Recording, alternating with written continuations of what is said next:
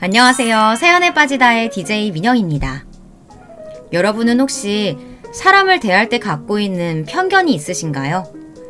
물론 편견이 좋지 않다는 건 알지만 세상을 살다 보면 그러기 쉽지 않은 상황들도 있는데요. 오늘 사연자님은 그런 상황에 놓이게 되셨다고 합니다. 오늘의 이야기 어떤 내용일지 오늘의 사연도 끝까지 함께 해주세요.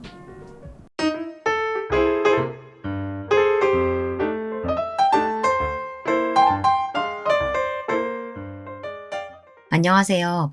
저는 40대 초반의 여자입니다. 저는 지금 남편과 딸 하나, 아들 하나를 둔 가정의 엄마이자 아내예요.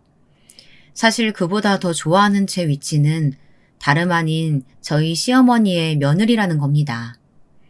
많은 분들이 제 이 말을 들으시면 어떻게 그럴 수 있느냐고 이해를 하지 못하실 거예요. 하지만 제 이야기를 들으시면 왜 그런지 아실 수 있을 겁니다. 그러려면 먼저 제가 자란 환경부터 이야기를 해야겠네요. 저는 어린 시절을 딱히 행복하게 보낸 편이 아니었어요. 고아원에서 자랐거든요. 언제 어떻게 버려졌는지 기억도 나지 않을 만큼 어린 시절에 버려져서 고아원 밖의 삶은 살아본 적이 없었어요.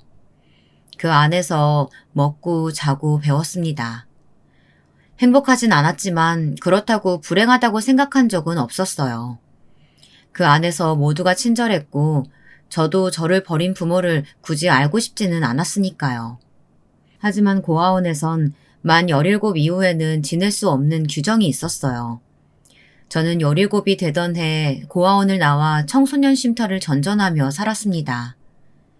고등학교까진 어떻게 졸업했지만 대학은 갈 여력이 없었어요.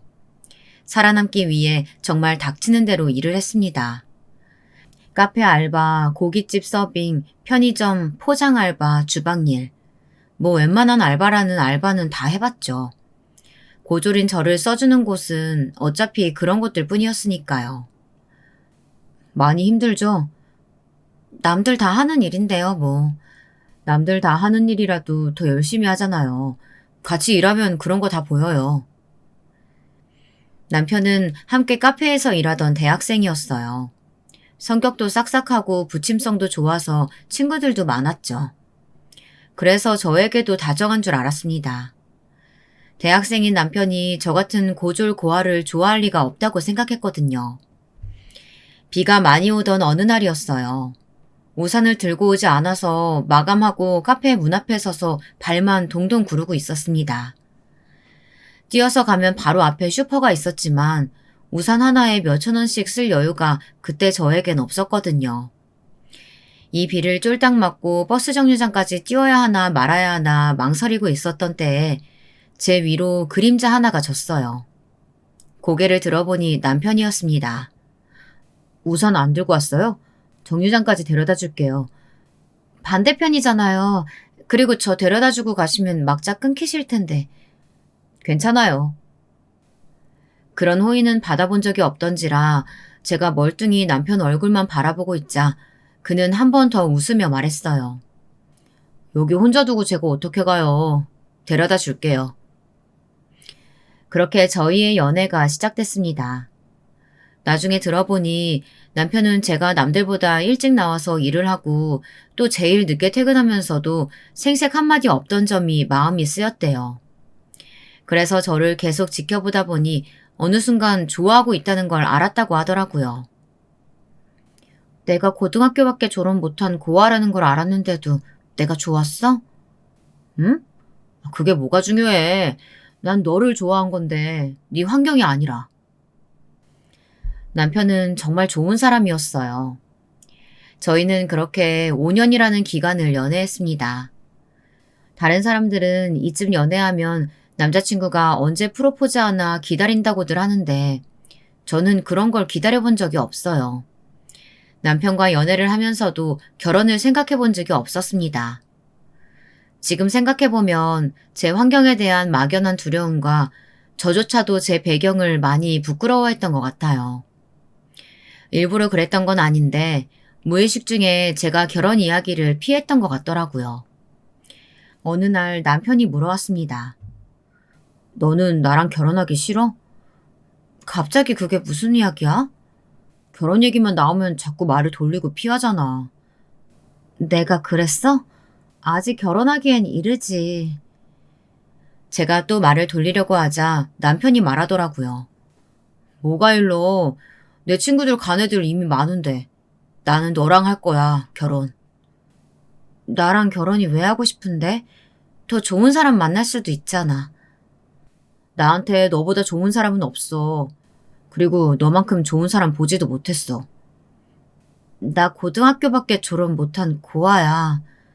그게 무슨 상관인데. 나는 그냥 네가 좋아서 결혼하려는 것뿐인데. 편견을 가진 사람들이 싫었고 그 편견을 언제나 증오했지만 정작 그 편견에 갇혀 사는 건 오히려 저였더라고요.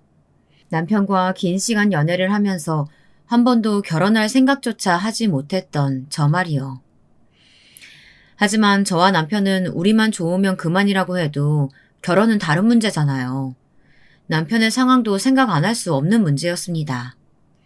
그냥 상황만 놓고 보면 반대할 결혼인 게 너무나 뻔했어요. 남편은 외동아들이었습니다. 어머니가 나 가진다고 고생을 많이 하셨댔어. 언젠가 그런 이야기를 들은 적이 있어요. 아이가 너무 안 가져져서 고생고생 하다가 겨우 낳은 자식이라고. 그래서인지 부모님의 사랑을 참 많이 받고 자란 티가 나는 사람이었습니다. 매사에 긍정적이고 그늘 없고 사람을 편견 없이 바라봐주고 사랑받으며 자라면 이런 사람이 되겠구나 느끼게 해줬던 사람이었어요. 그 부분이 좋았고 또 부럽기도 했고요. 그렇기에 더 반대할 결혼임이 뻔했습니다. 그런 생각을 하고 나니 덜컥 겁이 났어요. 물론 자라오며 제 환경에 대해 말하는 사람들을 수없이 만나봤고 또 그로 인한 차별도 셀 수 없을 만큼 많이 받았습니다. 그래서 이젠 그런 일에 내성이 생길 대로 생겼다고 생각했는데 하지만 사랑하는 사람의 부모님께 그런 일을 당한다면 내 배경 때문에 내가 이 사람과 결혼을 할 수 없다면 그건 너무나 큰 상처가 될 것 같았거든요. 그래서 집에 빨리 인사를 가자는 그의 말에도 차일피일 미루기만 했습니다. 겁나서 그래? 그런 제 마음을 남편은 바로 꿰뚫어 봤어요.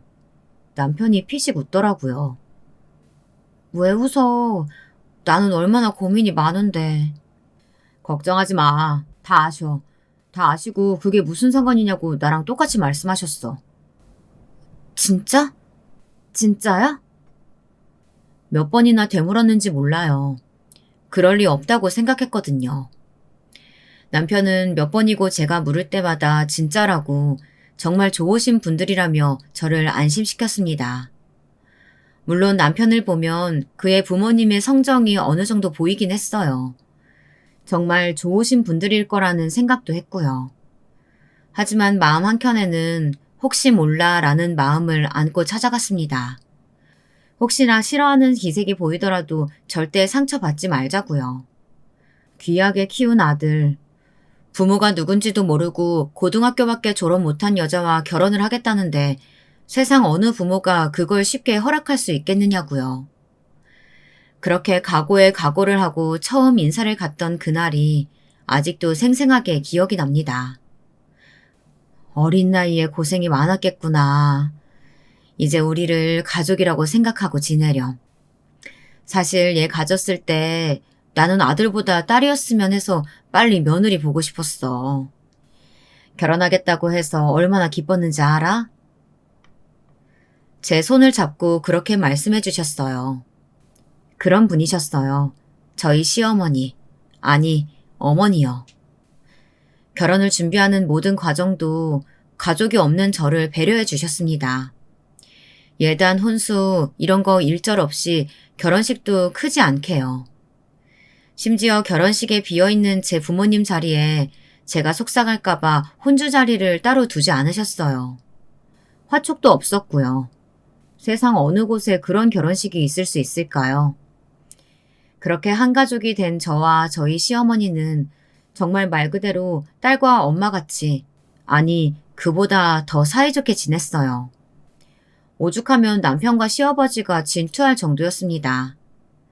그럴 때면 제가 늘 남편에게 말했어요. 다음 생엔 내가 어머님 딸로 태어날 거야. 그럼 당신이랑 결혼하려면 나는 우리 어머니 아들로 태어나면 안 되겠네? 당신 다음 생에도 나랑 결혼하게? 그렇게 20년이 가까이 흘렀네요. 그동안 저는 아들 하나, 딸 하나를 낳았고 평온하고 평범한 생활을 하고 있습니다. 그리고 어머님과도 더없이 사이좋게 지냈어요. 정말 친엄마가 있다고 해도 이렇게 좋을까 싶을 만큼요. 누가 보면 할머니가 아니고 외할머니인 줄 알겠어. 누가 물어보면 그렇다고 해. 나는 이제 포기했어. 가끔 장모님이라고 부르잖아. 예전에 저라면 정말 꿈도 꾸지 못할 평온하고 화목한 삶이었어요. 가족을 이루고 산다는 게 이런 거구나 많이 행복했습니다. 그런 저희 집에도 변화는 찾아왔지만요. 아버님이 오랜 지병이 있으셨어요. 그래서 마음의 준비를 충분히 했던 이별이지만 그럼에도 가족을 먼저 보낸다는 건 힘든 일이더라고요. 장례식 날 어머님과 부둥켜 안고 엉엉 울면서 속으로 맹세 아닌 맹세를 했습니다. 이제 어머님은 제가 잘 모시고 잘 지킬 거라고요. 아버님께 그렇게 약속했어요. 그렇게 상을 다 치르고 집으로 오자마자 먼저 어머님께 같이 살자고 말씀드렸습니다. 하지만 어머님은 고민도 하지 않으시고 정말 단칼에 거절하셨어요. 나는 혼자 사는 게 편하다. 여기서 자주 가는 노인정도 가깝고 또 집 옮기는 것도 너무 번거로워. 그래도 저희랑 같이 지내시는 게 저는 정말 어머님이랑 같이 사는 게 좋아요. 아이고 시끄럽다니까 그러네. 저희 불편할까봐 그러시는 거라면 저희는 정말 괜찮다고 몇 번이나 말씀드렸지만 정말 말도 못 꺼내게 하셨어요. 사실 저도 포기가 안 돼서 여러 번 이야기했지만 나중에는 남편이 어머님 하시고 싶은 대로 두라고 당신이 포기하라고 하더라고요. 그래서 저도 조금 더 자주 찾아뵈면 되겠지 하고 생각하고 포기했습니다. 대신 정말 자주 찾아뵀어요. 어머님이 지겹다고 그만 오라고 할 정도로 말입니다. 원래 어머님은 노인정을 가지 않으시고 아버님과 두 분이서 여기저기 다니셨는데 아버님이 돌아가시고 나서 적적하셨는지 노인정을 간다고 하시더라고요. 친구도 거기서 사귀고 하면 좋지 않겠느냐고요. 그래서 주위 사람들에게 물어보니 요즘 노인정에는 자식들이 간식도 돌린다길래 때마다 제철 과일과 집에서 한 음식들을 보내드렸어요. 어머님은 그러지 말라고 손사래를 치셨지만 제가 그러는 게 마음이 편할 것 같다고 아니면 또 같이 살자고 한다 그랬더니 그 다음부터는 말리지 않으시더라고요. 초반 얼마간은 친구분들도 잘 사귀시는 것 같았어요. 집에 갈 때마다 어머님이 노인정에 가 계시고 안 계셨거든요. 아무리 편한 딸 같은 며느리의 아들이라도 또 친구분들은 다르겠지 생각했어요. 거봐, 안 모시고 오길 다행이지? 어머니도 어머니 삶이 있으시다니까. 그래도 나는 좀 섭섭해. 하여간 당신은 진짜 친엄마도 그렇게 생각 안 하겠어. 그렇게 또 평범하고 평화로운 나날들이 지속됐습니다. 그런데 어느 날부턴가 어머님이 어딘가 고민이 많아 보이셨어요. 무슨 일이냐고 물어봐도 아니라고 괜찮다고만 하셨어요. 그리고는 노인정에 가는 일이 전보다 뜸해지셨어요. 노인정에서 무슨 일 있으셨어요? 무슨 일이 있을 게 뭐가 있어. 물어봐도 아무 말 해주지 않으셨습니다. 그리고 금방 또 좋아지셔서 괜찮구나 별일 아니구나 했어요. 여기저기 물어보니까 노인정도 어르신들끼리 파벌 같은 것도 있고 신입이 오면 따돌리기도 하고 그러다가 곧 괜찮아진다고 하더라고요. 다들 저보고 절대 나서지 말라고들 하더라고요. 자식들이 나서면 좋아질 상황도 안 좋아진다고요. 그래서 간섭하고 싶은 마음을 꾹 참았었습니다. 그러던 어느 날이었어요. 저녁을 함께 먹으러 어머님 집에 갔는데 방에서 나오지 않으셨습니다. 방으로 들어갔더니 돌아서 누우셔서 몸이 좋지 않으니 집으로 돌아가라는 말만 반복하셨어요. 분명히 무슨 일이 있으신 것 같아서 마음이 너무 쓰였습니다. 무슨 일 있으신 거예요? 무슨 일 있는 게 아니라 그냥 몸이 안 좋은 거라니까 그러네. 그럼 식사를 하셔야죠. 그래야 약도 먹고 빨리 낫죠. 지금은 너무 졸려서 잠깐 누워 있어야겠다. 넌 집에 얼른 가봐. 매번 이렇게 나랑 밥 먹으면 어째? 그 모든 이야기를 제 얼굴도 보지 않고 돌아 누워서 하셨어요. 어머님을 강제로 돌려 눕힐 수도 없는 일이고 걱정되는 마음만 안고 집으로 돌아왔습니다. 그리고 남편에게 말했어요. 아무래도 어머님 노인정에서 무슨 일 있으신 것 같은데 아무리 물어봐도 말을 안 해주셔. 말씀해 주실 때까지 기다려봐. 그리고 어머님도 말하고 싶지 않으신 게 있을 수도 있잖아. 마음이 쓰이니까 그렇지. 당신 마음은 너무 잘 알겠는데 어머님도 혼자 하고 싶으신 고민이나 생각이 있으실 거야. 당신이 좀 참아봐. 아니야. 아무래도 내 얼굴도 안 보고 돌아 누워서 내내 말씀하신 게 너무 신경 쓰여. 그래서 다음 날 매번 하던 집으로 가겠다는 연락을 하지 않은 채 어머님의 집으로 갔습니다. 그리고 경악했어요. 거실에서 바닥을 쓸고 있는 어머님과 눈이 마주쳤는데 어머님 눈에 시퍼렇게 멍이 들어 있었습니다. 어머님, 이게 대체 무슨 일이에요? 아이고. 어머님은 얼른 얼굴을 가리셨지만 이미 다 본 상태였어요. 바로 남편에게 전화해서 어머님 댁으로 남편을 불렀습니다. 그리고 저희의 추궁이 시작됐어요. 그냥 넘어갈 수 있는 문제는 아니잖아요. 어머님, 말씀해 주세요. 넘어졌다니까 그러네. 아니, 말이 안 되잖아요. 어떻게 넘어지면 눈에 멍이 들어요. 이 지경이 되도록 말을 해주지 않는 어머님에 대해 화도 났어요. 그러면 안 되는데 말이죠. 그래서 저도 모르게 울컥 눈물이 났어요. 제 눈물을 보고 그제야 어머님이 말해주기 시작하셨습니다. 노인정에 어떤 할매 하나랑 시비가 붙었는데 그 할매가 주먹을 휘두르는 바람에 얼굴에 맞았다. 그 할매도 미안하다고 했고 잘 해결됐으니까 너무 신경 쓰지 마라. 아니 이렇게 됐는데 어떻게 신경을 안 써요. 끝까지 신경 쓰지 말라는 어머님의 말을 들은 척 만척하며 집으로 왔습니다. 그리고 다음 날 그 노인정에 갔어요.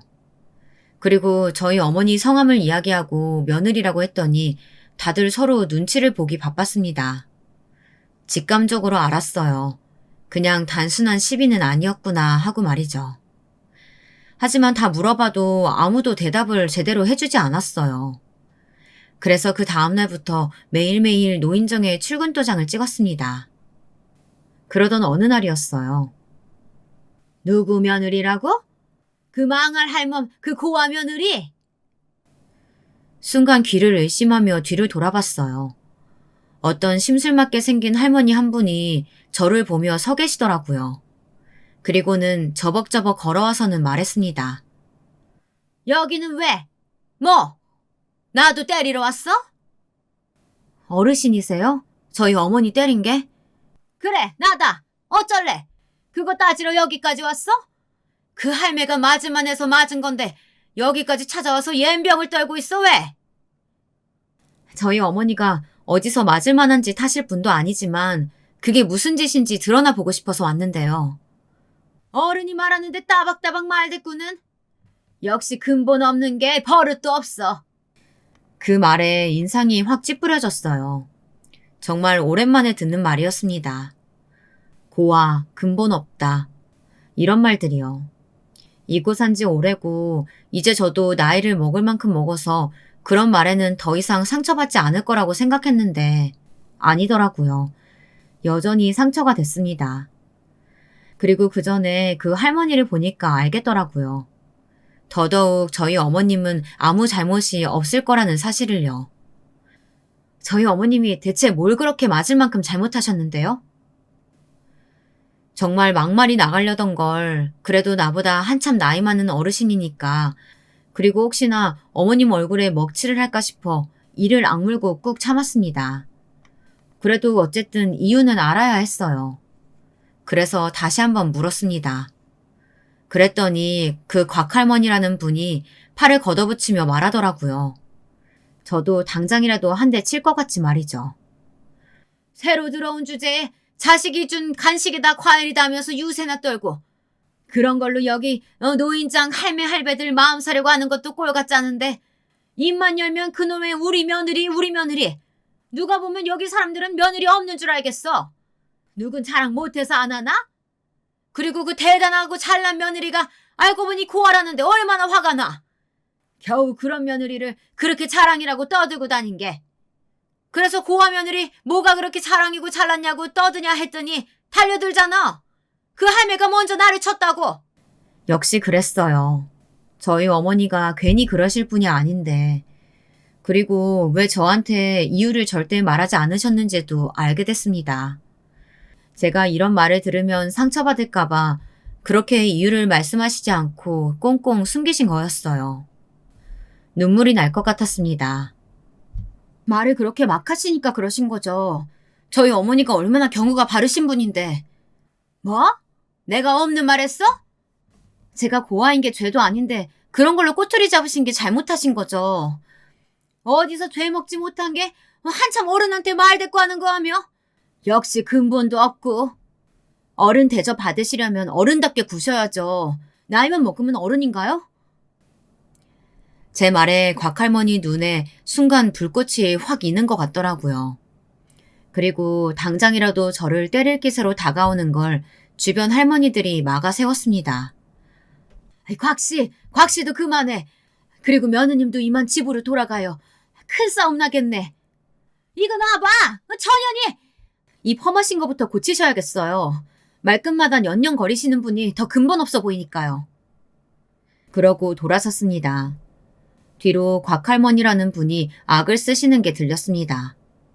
집으로 돌아오는 길에 저도 모르게 눈물이 났습니다. 그런 말을 들은 어머님을 생각하니 눈물이 나왔고 저를 감싸겠다고 저런 험상궂은 할머니한테 달려드신 어머님의 마음에도 눈물이 났어요. 집으로 돌아와 펑펑 우는 저를 남편이 안아주더라고요. 그리고 잊기로 했습니다. 굳이 어머님에게 저도 아는 척해서 더 마음 아프게 해드리고 싶지 않았기 때문에 동의했어요. 하지만 그렇게 넘어가려는 것도 그 곽할머니의 자식들 때문에 그렇게 할 수 없게 되었습니다. 노인정 기록부를 보고 저희 어머님을 찾아온 곽할머니 딸이 고래고래 소리를 지르며 저를 찾았거든요. 제가 마침 어머님 댁에 갔기에 망정이지 아니었으면 또 어머님 혼자 감내하셨을 걸 생각하면 아직도 아찔합니다. 그 엄마의 그 딸이라고 그 딸도 정말 경우라고는 없었어요. 몰상식했고요. 당신이야? 우리 엄마 찾아와서 지랄하냐니? 아, 곽할머니 따님분이세요. 근데 지랄이라뇨. 저는 맞는 말만 했는데요. 맞는 말? 어른 말에 따박따박 대들고 어른 대접 받으려면 어른답게 행동하라고 했다는데 그게 맞는 말이라고? 맞는 말이잖아요. 그리고 그쪽도 지금 그쪽보다 훨씬 나이 많은 어르신 집에 와서 행패 부리고 있는 거 아닌가요? 뭐라는 거야? 안 되겠네! 그러면서 제 머리채를 잡더라고요. 깨악 하는 소리에 동네 사람들이 나오고 경찰이 출동하고 나서야 잡고 있던 제 머리채를 놔줬습니다. 그 딸과 그 할머니는 이미 동네의 유명 인사 같았어요. 자기 마음에 조금이라도 안 드는 게 있으면 행패 부리고 고래고래 소리를 지르는 바람에 고성방가로 신고도 많이 들어갔던 전적이 있더라고요. 일단 저는 제 머리채를 잡은 걸로 폭행 신고를 했습니다. 그리고 고소를 하기로 했어요. 그런 사람들은 그냥 넘어가주면 안 되겠더라고요. 아니나 다를까 뻔뻔하게 와서 따졌습니다. 역시 예상을 벗어나지 않는 사람들이더라고요. 네가 우리 딸을 고소해? 이 년이 진짜 뒤질라고? 저희 집 앞에 CCTV 있는데 괜찮으시겠어요? 제가 구석 한 곳을 가리키며 말하자 곽할머니가 멈칫하더라고요. 여기서 저 치시면 할머니도 고소할 거예요. 이게 보자 아니까? 나도 저 할매한테 맞은 거 고소할 거야! 증거 없으시죠? 그리고 저희 어머니는 눈에 멍까지 드셨는데 저희도 그럼 그걸로 고소할게요. 제 말을 듣고도 한참을 분이 안 풀리는지 씩씩거리며 서 있던 곽할머니가 두고 보라는 말을 하고 돌아갔습니다. 평범하고 조용히 살던 저희 가족의 일상은 그때부터 달라졌어요. 곽할머니와 그 집 딸이 시도 때도 없이 찾아와서 저희 가족을 괴롭히기 시작했기 때문입니다. 어느 날은 집 앞에 오물이 있기도 하고, 어느 날은 우편물이 다 찢어져 있기도 하고, 어느 날은 택배가 없어지기도 했어요. 매일 그렇게 저희 가족들을 괴롭혔습니다. 합의해달라고 새벽에 전화가 오는 건 아무것도 아니었어요. 그런 그들을 대처할 방법이 필요했습니다. 내가 좀 물어보니까 그 집 아줌마가 이혼하고 할머니랑 둘이 사는데 옆집, 윗집 이런 데도 맨날 뻑하면 시비 걸고 그런데 약간 화목하고 사이좋은 가족들 보면 더 시비 걸고 다닌다는데 이것도 그런 것 같긴 하지만 딸의 말을 듣고 저도 여기저기 물어봤더니 아니나 다를까 그런 것 같더라고요. 괜히 자식들이랑 사이좋은 어르신들 보면 더 포악하게 구는 것 같았습니다. 한번 화를 내기 시작하면 너무 시끄러워지니까 노인정 다른 어르신들도 건들지 않는다고 말이죠. 며느님이 엔간하면 합의해주고 치워요. 저 집 할머니랑 딸 진짜 보통 내기가 아니야. 똥이 무서워서 피하나? 더러워서 피하지. 그래, 괜히 네가 고생한다. 대충 합의해주고 말어. 하지만 저는 그럴 수 없었어요. 어머님 눈에 든 멍도 멍이었지만 그렇게 봐준다고 다음에 그러지 않으리라는 보장도 없고요. 그래서 방법을 강구했습니다. 처음에는 이에는 이, 눈에는 눈으로 나갔어요. 저희 집에 오물을 묻히고 가면 저도 음식물 쓰레기를 버리고 오고 저희 집 택배를 훔쳐가면 저도 마찬가지로 그렇게 하고 하는 짓을 그대로 돌려줬습니다. 그랬더니 정말 일주일도 참지 못하고 저희 집을 찾아왔더라고요. 이게 뭐 하는 짓이야? 제가 뭘요? 음식물 쓰레기 버리고 가는 거, 우편물 찢어놓는 거 그만두지 못해? 그리고 택배는 돌려줘야지. 그게 얼마짜린데? 네? 무슨 소리 하시는지 모르겠는데요. 경찰에 신고하려다가 기회 주려고 찾아왔어, 이년아. 저희 집도 누가 집 앞에 오물 묻히고 가고 시도 때도 없이 택배가 사라지는데 같은 사람인가 봐요. 신고해서 같이 범인 잡으면 좋겠네요. 경찰서 같이 갈까요? 그렇게 말했더니 이를 악물더니 숨을 몰아쉬면서 부들부들 떨더라고요. 그날 이후로 저희 집 앞에 오물을 묻히거나 택배가 사라진다거나 하는 일은 일어나지 않았어요. 그러던 어느 날이었습니다. 엄마, 동네에 우리 가족 이상한 소문 도는 것 같던데? 응? 무슨 소문? 소문의 내용은 이랬습니다. 저희 집안 식구들이 사기를 치고 다닌다고요. 엄한 사람 잡아서 고소한 다음 합의금을 떼먹는 방식으로 말이죠. 그리고 뭐 남편이 바람 피워서 두 집 살림을 하네, 그 집 할머니는 정신이 이상하네 하는 말 같은 것도 상당히 많다고요. 그 어느 것 하나 사실인 게 없었지만 신경이 쓰이기는 했습니다. 원래 소문이라는 게 입에서 입으로 퍼지다 보면 어느 순간에 진짜가 되어버리기도 하니까요. 물리적으로 어떻게 하지 못하니까 이제 이런 더러운 방법까지 쓰는 건가 싶어 괘씸했습니다. 그지, 뒤를 좀 알아봐야겠어.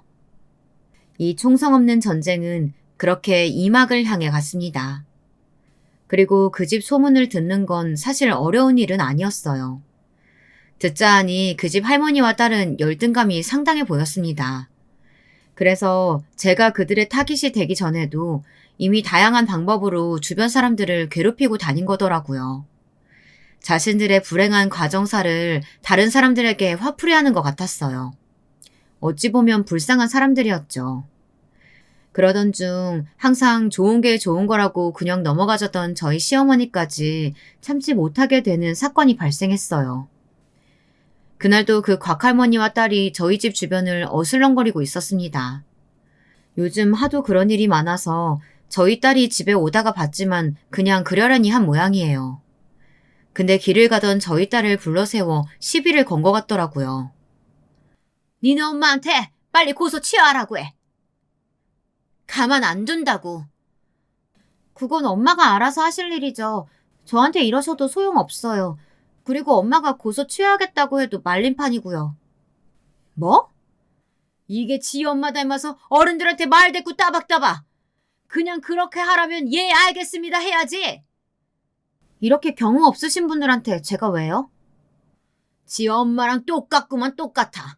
가정교육을 어떻게 받은 거야? 아 엄마가 고아라 근본 없어서 막 나가나 했더니 너도 그렇게 교육받았어? 어? 지금 말 다 하셨어요? 이게 어디서 눈을 부릅뜨고 우리 엄마가 뭐 틀린 말 했어? 그러면 두 분은 근본이 퍽이나 있으셔서 지금 여기 와서 자기 손녀딸 뻘 되는 애 하나 잡고 이러고 계시는 거예요? 이렇게 경우도 없고 예의도 없으신 분들처럼 살 바에는 그냥 근본 없는 게 낫겠네요. 이게 진짜? 그리고 제 딸의 머리채를 잡은 모양이더라고요. 저희 딸은 그래도 어른들이라고 악하고 소리를 지르면서도 가만 당하고만 있었던 것 같습니다. 그리고 그 모습을 어머님이 우연히 보셨어요. 손녀가 맞고 있는 걸 본 어머님이 참지 못하고 달려드셨습니다. 고성과 함께 6탄전 아닌 6탄전이 있었고 결국 또다시 경찰이 출동하고 나서야 끝이 났습니다. 아니 지금 고소가 진행 중인데 자중을 하셔야지. 그러고 찾아가셔서 가만히 있는 사람 머리채를 잡으면 어떡하세요. 가중처벌되게. 찾아가긴 뭘 찾아가요. 그리고 쌍방인데.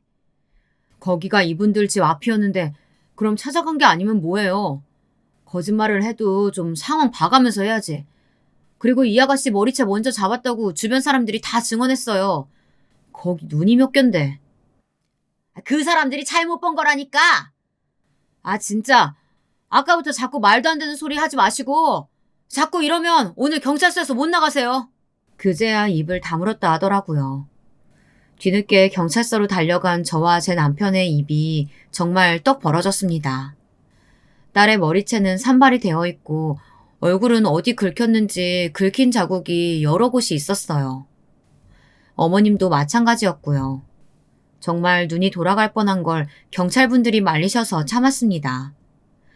그리고 집으로 함께 돌아오는 길에 어머님이 그러시더라고요. 저 양반들 가만히 두면 안 되겠어. 감히 우리 손녀를. 저도 마찬가지였습니다. 화가 나서 견딜 수가 없었어요. 그래서 그날 밤 딸과 의논을 했습니다.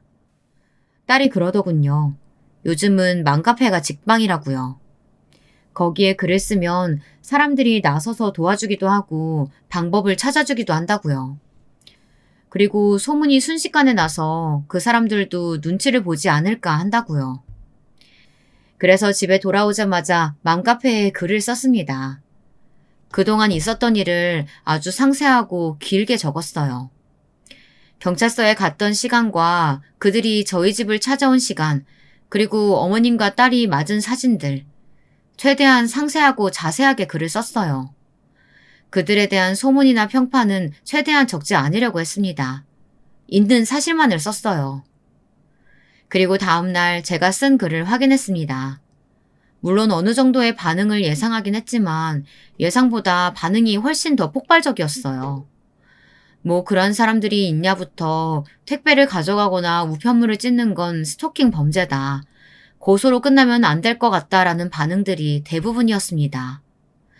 물론 그 두 사람에 대한 원색적인 비난도 많았고요.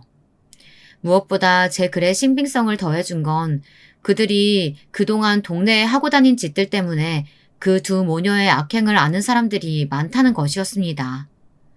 댓글로 그 사람들 유명한 사람들 아니냐, 나도 당했다, 길거리에서 자기들은 시끄럽게 굴면서 조금만 크게 웃어도 쌍욕을 하면서 지나간다 등등 정말 많은 증언들이 댓글로 달렸습니다. 그 글은 그 두 모녀에게 쌓인 게 많은 사람들의 댓글로 가득 찼어요. 그리고 제 글의 내용과 댓글의 일부가 여기저기 퍼져나갔습니다. 딸의 말에 의하면 젊은 사람들이 많이 가는 SNS와 커뮤니티부터 나이 든 분들이 많이 가는 곳까지 골고루 퍼진 것 같더라고요. 그 두 모녀는 글이 올라오고 일주일 정도 뒤에 그 사실을 알게 된 것 같았어요. 주변에 지인이 많지 않으니 말해주는 사람도 없었나 봅니다. 딸이 그 글과 댓글을 뒤늦게 확인했는지 집으로 찾아왔더라고요. 저는 내려달라고 미안하다고 사과라도 하러 왔나 싶었는데 그녀는 역시나 제 예상을 뛰어넘는 사람이었습니다. 글 내려. 허위 사실 유포로 고소할 거야. 지들 유리한 대로만 써놓고 지금? 어디 가요? 저는 사실만을 썼는데. 그리고 거기 댓글 못 보셨어요? 당한 사람들이 한둘이 아니던데요. 그래서 안 지울 거란 말이지? 그랬더니 한참을 노려보다가 가더라고요.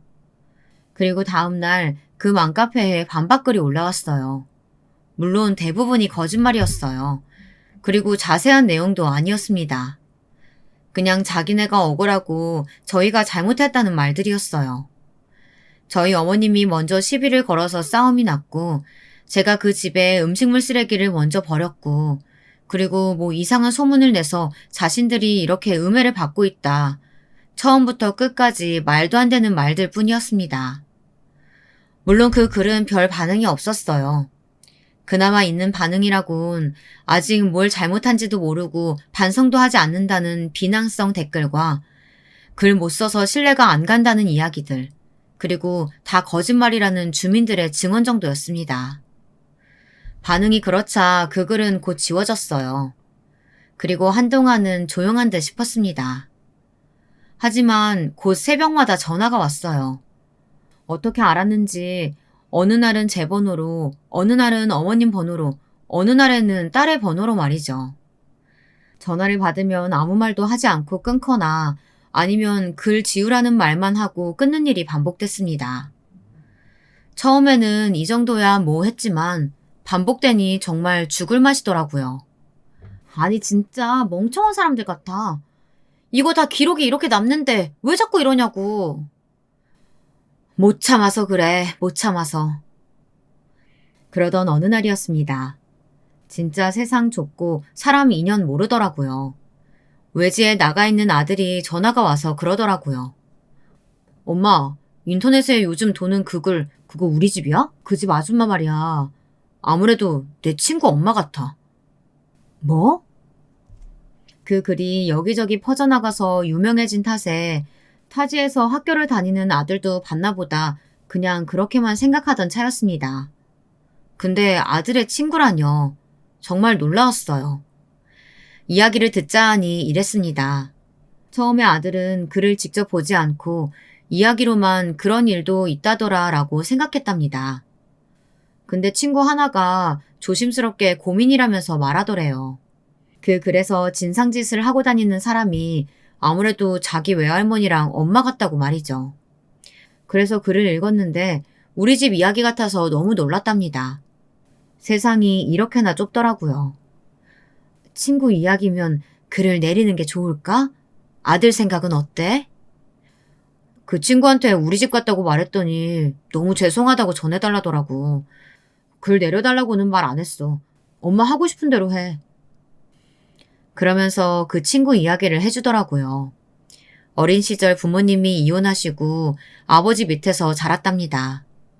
너무 어린 시절이기도 하고 아버지가 재혼하셔서 친엄마에 대한 생각은 하지 않고 살았는데 어느 날 자신의 외할머니라는 사람이 찾아와서 그때 위자료를 덜 받은 것 같다고 아버지에게 행패를 부려서 알게 됐대요.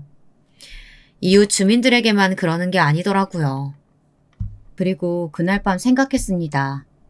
아무리 이제 인연이 없다고는 하나 그래도 아들 친구의 엄마라니 마음이 안 쓰이는 게 아니더라고요. 그래서 딸과 상의 끝에 글을 지우기로 했습니다. 그런데 글을 지우고 얼마 되지 않아 고소장이 날라왔어요.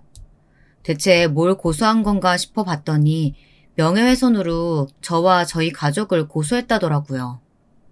아니 사실만 있는데 무슨 고소인가 싶어 알아보니 사실을 적시해도 명예훼손죄가 성립된다고 하더라고요. 참 우리나라 법이란. 길고 지리한 싸움이 시작되나 싶어서 골치가 아파지던 때 방송국에서 저희 집 이야기를 취재한다고 들었습니다. 그 동네의 피해자들이 우르르 댓글을 단 게 영향을 많이 준 것 같더라고요. 동네의 무법자라는 제목으로 말이죠. 그 이야기를 그 사람들도 들었는지 또 한 번 집으로 따지러 왔습니다. 정말 한순간도 지치지 않는 사람들이었어요. 당신 때문에 이게 뭐야? 그때 적당히 사과하고 넘어갔으면 일이 이렇게 커질 일도 없잖아. 사과할 일도 아니었지만 적당히 한다고 해서 넘어갈 사람들 절대 아니었습니다. 또 고래고래 소리를 지르는 곽할머니 딸에게 저희 딸이 또 경찰 부를까요? 아님 취재하신다는 기자님들 부를까요? 했더니 씩씩거리면서 돌아가더라고요. 취재를 하신다는 분들은 저희 집에도 오셨어요. 그래서 최대한 사실만을 전달했습니다. 더 하지도 않고요. 물론 더 안 좋게 이야기할 수도 있었지만 아들의 친구 엄마라는 말을 듣고 나니 그럴 수는 없겠더라고요. 방송국 카메라를 쳤다. 아니다. PD도 때렸다. 그래서 경찰서에 갔다더라. 온갖 소문들이 난무하고 있던 때 그 방송이 나갔습니다. 내용은 온 동네를 누비며 주민들에게 피해를 주는 곽할머니와 그의 딸은 어쩌다 그렇게 됐는지에 대한 내용이었습니다. 저희 말고도 이미 수십 건의 신고가 들어가 있었습니다. 노인정에서 저희 어머니에게 폭력을 행사할 때만 해도 일이 이 정도로 커질 줄 그들도 몰랐을 겁니다. 저도 그랬고요. 이제 동네뿐 아니라 세상 사람들 모두가 그 모녀를 욕했어요. 아무리 과거사가 복잡하고 현재가 불행해도 남에게 그 정도 피해를 끼치면 안 되는 게 당연하니까요. 방송이 나가고 곽할머니가 폭발했습니다. 뭐 평소에도 그렇긴 하지만 이번에는 정말 그 눈빛부터가 달랐어요. 띵동 하는 소리에 나가보니 굉장히 험악한 표정을 한 곽할머니가 저를 밀고 저희 집 안으로 들어왔습니다. 그리고는 소리를 지르며 저희 집 집기들을 던지기 시작했어요. 이년아! 내가 네 년 죽이고 감옥 가더라도 죽이고 말 거야! 이러시면 진짜 저도 못 참아요. 네 년이 뭘 참았다고 못 참는다고 지랄이야! 하도 시끄럽게 소리를 지르며 그릇이며 화분이 다 집어던지는 바람에 주변 집들에서도 무슨 일인가 싶어 나와서 저희 집 안을 힐끔거렸습니다. 정말 제어가 안 됐어요. 멍하니 보고 있는데 딸이 그 사이에 경찰에 신고한 것 같더라고요. 마침 집에는 저랑 딸밖에 없었거든요. 곧이어 곽할머니 딸이 왔습니다. 엄마를 말리러 왔나 싶었는데 아니었어요. 그냥 보고만 있다가 중간중간 거들기까지 하더라고요. 이번에도 경찰이 와야 끝나려라 하는데 이번에는 경찰보다 다른 사람이 왔습니다. 정말 의외의 인물이 말이죠. 이게 다 무슨 일이야? 주말이고 그 일이 방송에 나가고 나서 집이 걱정됐던 아들이 오랜만에 집에 오기로 되어 있었어요. 그건 아는 일이었는데 아들 옆에는 다른 친구가 서 있었습니다. 당연히 그 친구가 남자일 거라고 생각했는데 여자아이더라고요. 그것도 곽할머니 딸과 똑같이 생긴 그냥 길거리를 지나가다 봐도 알았을 겁니다. 그 여자 딸이구나 하고요. 지금 여기서 또 뭐 하세요? 그 아들 친구가 잠시 놀란 듯 멍하니 보고 있다가 자신의 엄마와 외할머니를 향해 말했습니다. 그 둘도 정말 상상도 하지 못한 뜻밖의 등장에 너무 놀란 것 같더라고요. 일시에 동작과 말이 정지됐으니 말입니다. 특히 곽할머니 딸이 정말 놀란 것 같았어요. 순식간에 조용해진 두 사람과 그 모습을 놀란 얼굴로 보고 있는 아들과 경멸 어린 눈으로 바라보고 있는 아들 친구 뒤로 경찰이 들어왔습니다. 아니 이게 또 무슨 난리예요. 제발 그만 좀 하시라니까요. 방송까지 나갔는데 아직도 이러시는 거예요? 대체 언제까지 두 분 때문에 저희가 출동해야 하는 거냐고요. 제발 좀. 경찰이 질린 듯한 얼굴로 들어와 말했습니다. 아휴, 집이 난리가 났네. 이거 무단 침입에 남의 집 물건까지 부셨으니까 가중처벌됩니다. 일단 서로 가시죠. 그 피해자분들도 같이 가셔서 진술 좀 해주셔야 할 것 같아요. 그렇게 경찰서로 곽할머니와 그의 딸 그리고 그의 손녀 저희 집 식구들은 저와 딸, 아들이 함께 갔어요. 곽할머니 딸은 경찰서에 도착해서 내내 자신의 딸의 눈치만 살피며 입술을 깨물고 있었습니다. 정말 죄송합니다. 딸의 한마디에 입을 꾹 다물더라고요. 처음 보는 모습이었습니다. 엄마는 엄만가 보다 생각했어요. 그 친구를 향해 제가 말했습니다. 우리 아들 친구라는 이야기는 들었어요. 학생이 잘못한 게 없는데 왜 학생이 사과를 해요? 친구라고? 이 집 아들이랑? 제발 소리 좀 안 지르면 안 돼요? 그냥 말하면 죽는 병이라도 걸렸나 정말. 너는 네 엄마한테 말버릇이 그게 뭐냐? 엄마 하지 마. 처음으로 자신의 엄마를 말리는 장면도 봤어요. 놀라웠습니다. 곽할머니는 그 뒤로 헛기침을 하고 입을 다물었어요. 그렇게 경찰서에서 이런저런 진술이 끝나고 아들 친구라는 학생의 이야기를 들었습니다. 방송이 나가고 너무 부끄러웠다고요. 물론 어릴 때 연이 다 끊어져 부모라고는 생각하지도 않지만 어쨌든 자신의 친엄마라 그런 생각이 안 들 수 없었다고 하더라고요. 그리고 너무 죄송해서 얼굴 뵙고 대신 사과라도 드리고 싶었다고요. 모르는 사람이면 이런 생각도 안 들었을 텐데 친구 부모님이라 그냥 넘어갈 수 없었다고요. 곽할머니의 딸은 그 이야기를 조용히 듣고 있다 또 뭔가 말하고 싶어 하는 듯 했지만 참는 게 보였습니다. 곽할머니는 얼굴이 화를 참는 듯 얼굴이 붉어져 있었어요. 저에게 그 아들 친구가 고개를 꾸벅 숙이고 경찰분들에게도 사과를 하더라고요. 엄마 밑에서 안 커서 그런가 따님분은 참 바르시네요. 할머니랑 그 따님분은 성격이 똑같은데 소녀분은 아예 다르시니. 이래서 어떻게 자랐느냐가 더 중요하다니까요.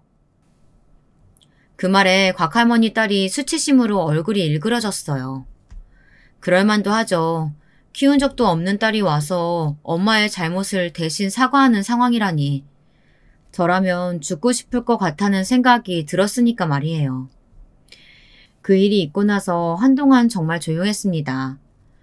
듣기로는 아들 친구가 가서 사과도 하고 고소도 취하라고 한 모양이에요. 곽할머니는 길길이 날뛰며 안 된다고 했다고 한 모양이고 곽할머니 딸은 생각해보겠다고 한 것 같더라고요. 그리고 얼마 뒤 그 곽할머니 딸이 저를 찾아왔습니다. 이번에는 웬일로 커피숍에서 만나자고 하더라고요. 아직 엄마가 안 된다고 싫다고 펄펄 뛰시긴 하는데 제가 어떻게든 데리고 가서 그쪽 시어머니께 사과하라고 할 테니까 일단 우리 딸한테 내가 사과하러 왔었다고 이야기 좀 전해줘요. 딸이 아는 게 부끄럽긴 한가 봐요. 그 말에 입술을 꽉 깨물더군요. 세상이 참 좁아요. 저희 아들과 그쪽 딸이 친구일 줄 상상이나 했겠어요? 그래서 잘 살아야 하는 거예요. 언제 어느 때 이런 일이 생길지 모르니까. 알겠으니까 설교 그만하고 제 딸한테 이야기 좀 전해줘요. 저는 아직 사과 못 들었는데요. 제 그 말에 한참을 앉아서 분을 삭히는 것 같더니 한숨을 쉬고는 말하더라고요. 제가 과했어요. 죄송합니다. 사과 하나로 그동안 저희 가족을 괴롭힌 모든 게 다 용서되는 건 아니지만 어쨌든 사과를 하시긴 하셨으니 따님분께 말은 전해드릴게요. 그리고 먼저 고소 취하하시면 저희가 그 다음에 하겠습니다. 그 전에 어머님이 저희 어머님께 사과부터 하셔야 하고요. 네, 알겠습니다. 그렇게 이야기하고 따님분은 돌아가셨어요. 그리고 얼마 뒤에 곽할머니가 저희 어머니를 찾아왔습니다. 내가 그때 그렇게 때린 건 미안합니다. 이제라도 사과 받아서 다행이네요. 그 할머니 성정이 그 정도 말도 꺼내기 힘드셨을 거라고 나중에 어머님은 그렇게 말씀하셨어요. 그것만 해도 그 양반은 정말 참고 참은 거라고 말이죠. 그 이후에 저희 동네에는 평화가 찾아왔습니다. 저희 집은 동네의 유명 인사가 되었고요.